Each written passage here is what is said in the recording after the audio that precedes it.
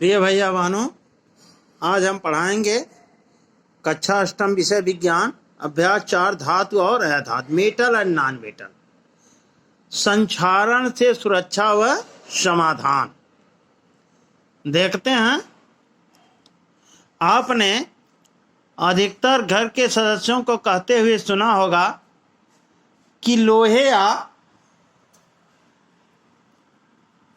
दरवाजे अलमारी को पेंट करा दिया जाए, नहीं तो खराब हो जाएंगे।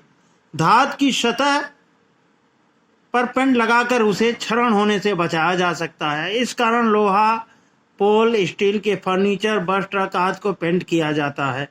इसी तरह लोहे की बनी वस्तुओं को पेंट किया जाता है जिसे वे जंग से सुरक्षित रहे। एक लोहे को बचाने के लिए पहला नियम है जो है गैल्वेनीकरण।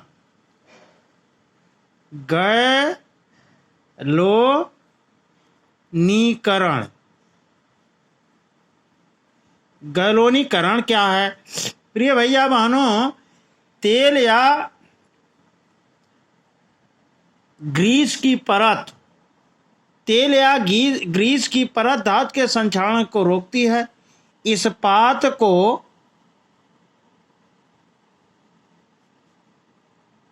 जंग से सुरक्षित रखने के लिए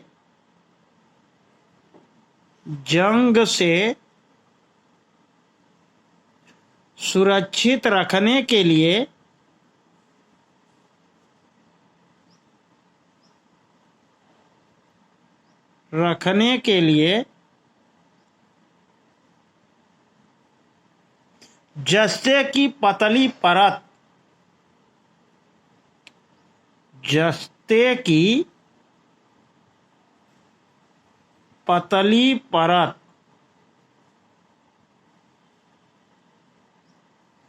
चढ़ाने की विधि को गैल्वेनीकरण कहते हैं। चढ़ाने की विधि को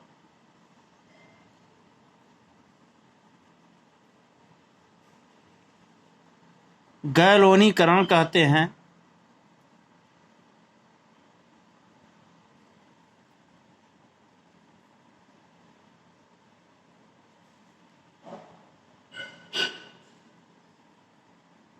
यह आपका गैल्वेनीकरण है। इसी तरह से इलेक्ट्रोप्लेटिंग की जाती है। इलेक्ट्रोप्लेटिंग क्या है?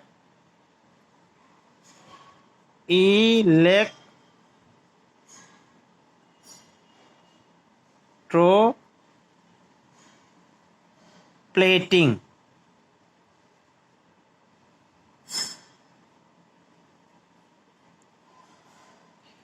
इलेक्ट्रोप्लेटिंग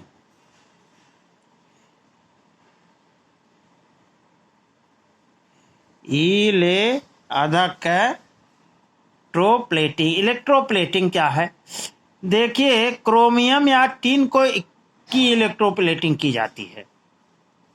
देखिए, कुछ धातुएं जैसे क्रोमियम, निकिल, टिन वायु में उपस्थित नमी एवं ऑक्सीजन से प्रभावित नहीं होती। क्रोमियम हो गया, निकिल हो गया और टिन हो गया। अब देखिए, लोहे के क्षरण को रोकने के लिए इसकी परिभाषा यह है, इस तरह समझेंगे, लोहे की क्षरण को रोकने के लिए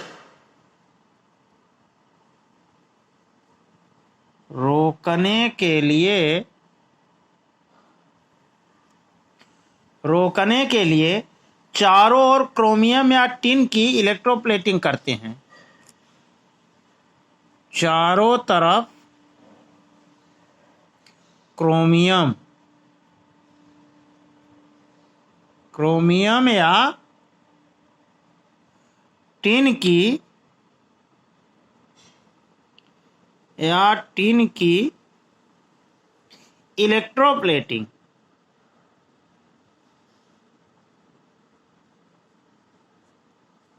इलेक्ट्रोप्लेटिंग करते हैं।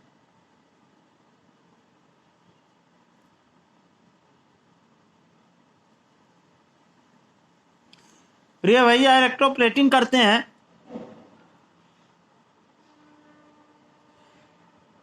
एल्युमिनियम के ऊपर एल्युमिनियम ऑक्साइड की परत जम जाने से उसकी चमक नष्ट हो जाती है, किंतु क्षरण रुक जाता है।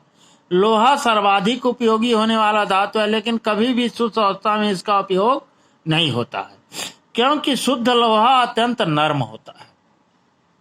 इसमें थोड़ा कार्बन मिला दिया जाता है तो यह कठोर और प्रबल हो जाता है। स्टील, लोहा और कार्बन की मिश्र धातु को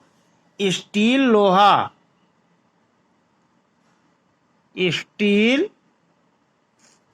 प्लस लोहा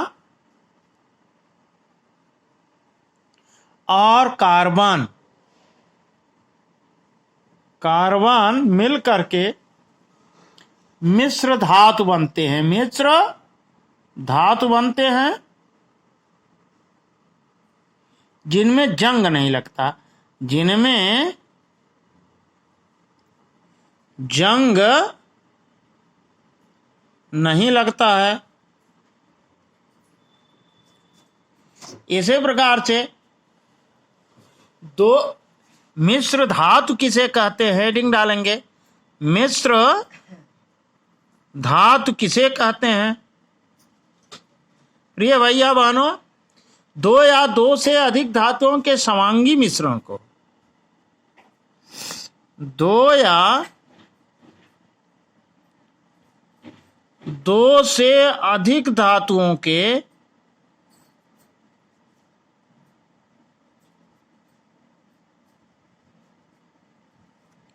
समांगी मिश्रण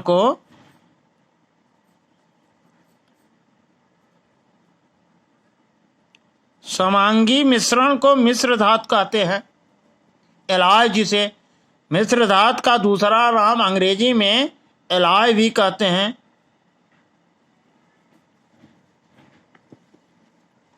जैसे पीतल मिश्र धातु है, कांसा,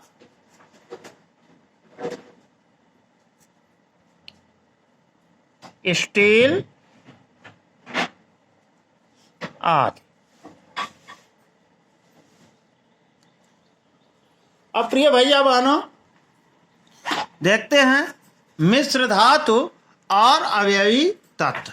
आपके सामने है, देखिएगा, स्टैंडर्ड स्टील क्रोमियम 11.5%, निकिल 2.5%, लोहा 86.5% मिलता है। पीतल मिश्र धातु है, इसमें तांबा 75% व जस्ता 25% मिलता है।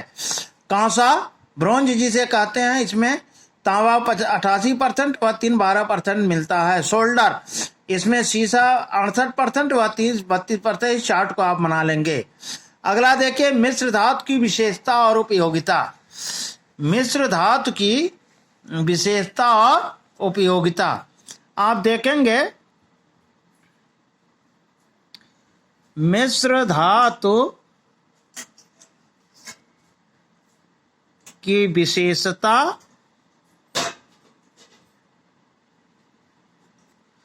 व उपयोगिता।